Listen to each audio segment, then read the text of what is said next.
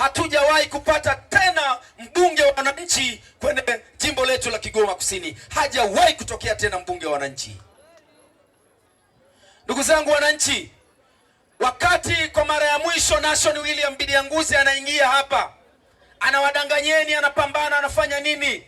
Kazi ile, ana roho mbaya kwa ninyi wananchi, ameshindwa kufanya kazi zenu. Leo mtambue, Mheshimiwa mbunge alipoingia madarakani mwaka 2020, pesa ya ruzuku ya jimbo, yani mfuko wa jimbo, si mnakumbuka siku ile katibu alikuwa anasoma kama Biblia pale, pesa ya jimbo ilikuwa shilingi milioni 80. Lakini hadi sasa amemaliza miaka mitano, pesa ya jimbo ni shilingi milioni 185 na shilingi 440,000 na senti 30. Milioni 180 400 na masenti hayo inashindwa kukamilisha zahanati ya kituo cha afya cha pale Kazula Mimba. Hadi tunaongea leo, Mheshimiwa mbunge kila mwezi anapata shilingi milioni 12 keshi kwenye akaunti yake na haikatwi kodi. Mheshimiwa mbunge anapata shilingi 800,000 kila mwezi kwa sababu ya disturbance allowance. Yani wewe ukimpigia simu mtoto ameugua kama vile Musa anavyofanya. Hizo hela za wewe unavyofanya bure, Bidianguze alikuwa anapewa ili awaletee wananchi hawa. Hawaletei, ila wewe unawapa bure. Musa njoo hapa bwana, ili wako wanakuona na dakika chache. Panda hapa jukwani. Panda jukwani.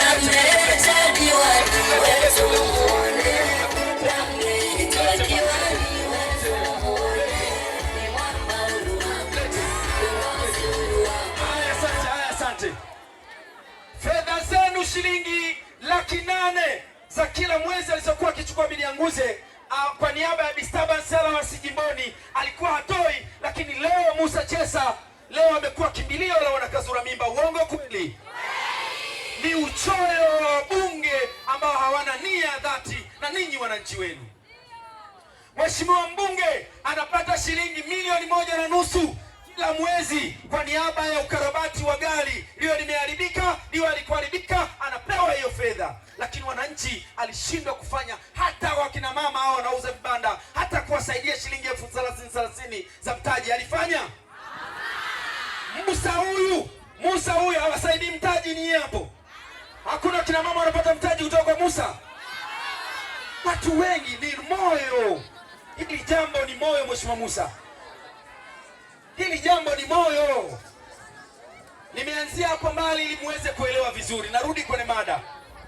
Mheshimiwa mbunge, bado Musa, bado wewe tuko naye.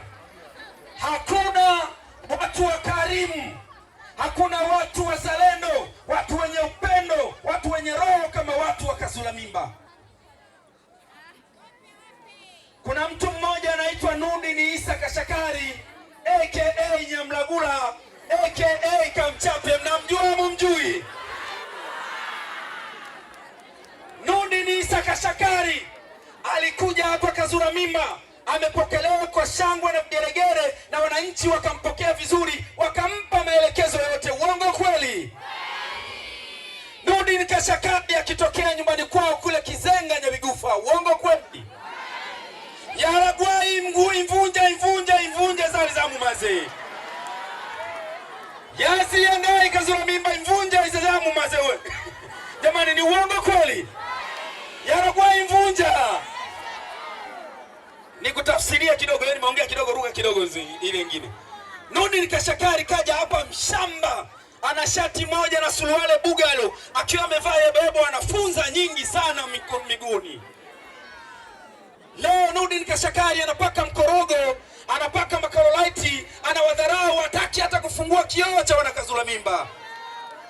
Nurdin Kashakari anaona kinyaa kufanya mkutano, kuwaona uso kwa uso wananchi wa Kazula Mimba. Uongo kweli? Lini Nurdin Kashakari alifanya mkutano akaonana na nyinyi mnanuka wachafu, hamwezi kumsogelea kwenye macho yake? Lini alifanya?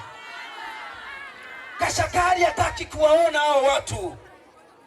Mwisho kabisa, jambo sio kwa umuhimu, ni matumaini yangu, dakika zimeisha jamani, nitoe dakika 5.